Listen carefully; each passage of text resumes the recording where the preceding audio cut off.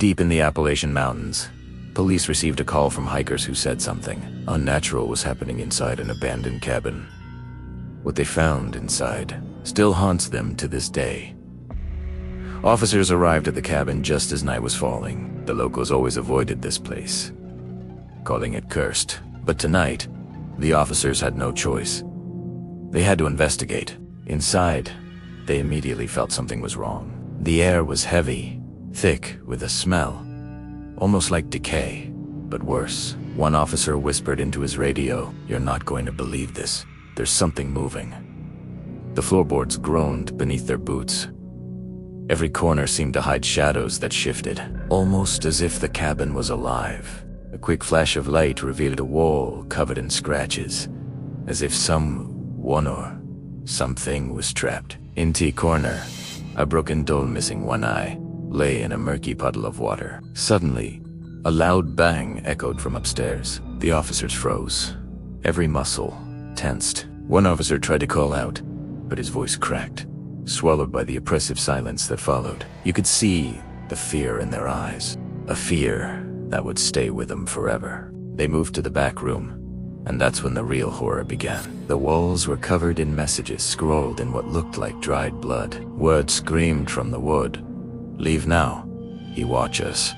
Never forgive me." The camera of their body cam panned to a trap door, partially open in the corner. As one officer knelt to peek inside, a shadow flickered past the opening. A sudden burst of static crackled over their radios, and one officer's flashlight began to flicker wildly before he stumbled back. Faint whispering sounds seemed to echo from the walls themselves, a chorus of voices saying, "Go.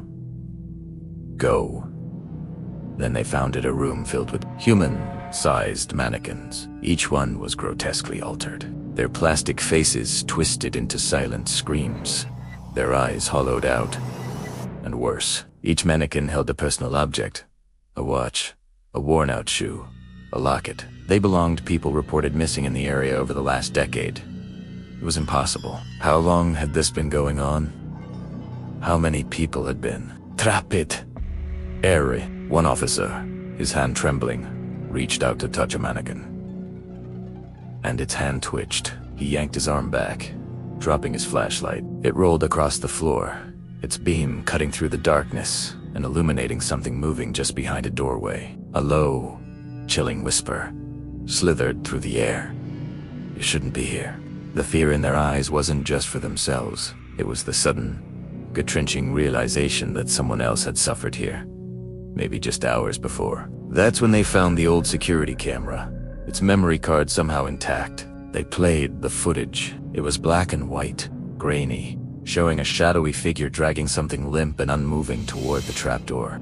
Finally, they opened the trapdoor, revealing a narrow, rickety staircase leading down into a dark basement. There, the horror reached its peak. The air was frigid, filled with the smell of damp earth and something metallic. The walls were stained with blood and covered in strange, spiraling symbols. And then they heard it, a sound.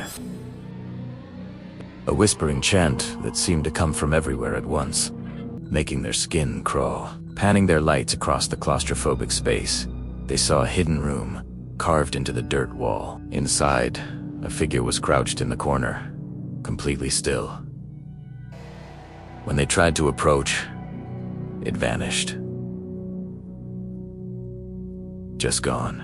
There was nothing. No trace. And yet, the items, the mannequins, the blood, it was all still there. To this day, the cabin stands empty. The locals swear, at night, they can still hear whispers coming from inside. The police never fully explained everything they saw. Some say they were warned off the case. Some say whatever was in that cabin is still waiting. And the hikers who made the call, they were never heard from again. If you ever find yourself wandering the Appalachian Mountains, be careful which cabins you enter. You might leave, or you might never come back.